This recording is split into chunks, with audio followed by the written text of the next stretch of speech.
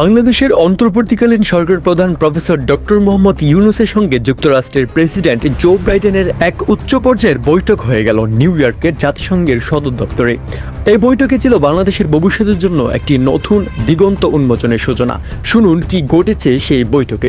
White house থেকে প্রকাশিত read আউটে বলা হয়েছে, প্রেসিডেন্ট বাইডেন অভিনন্দন জানিয়েছেন ডক্টর ইউনূসকে অন্তর্বর্তীকালীন সরকারের প্রধান উপদেষ্টা হিসেবে নিযুক্ত হওয়ার জন্য। উভয় নেতা আলোচনা করেছেন যে যুক্তরাষ্ট্র ও বাংলাদেশের মধ্যে সম্পর্ক আরও ঘনিষ্ঠ করার উপায় নিয়ে। তাদের এই বৈঠকে ভবিষ্যতের জন্য নেওয়া কিছু গুরুত্বপূর্ণ সিদ্ধান্ত উঠে এসেছে। এবার আসি সেই অবিশ্বাস্য সংবাদে। প্রেসিডেন্ট বাইডেন এবং প্রধান উপদেষ্টা ডক্টর মোহাম্মদ ইউনূস সিদ্ধান্ত নিয়েছেন যে দ্রুতই ভারতের সাথে বিদ্যমান সমস্যাগুলোর সমাধান করবে এবং ভারতকে শায়েস্তা করার পদক্ষেপ গ্রহণ করবে। বাংলাদেশ ও ভারতের মানচিত্রের সংযোগ স্থাপন করা হবে।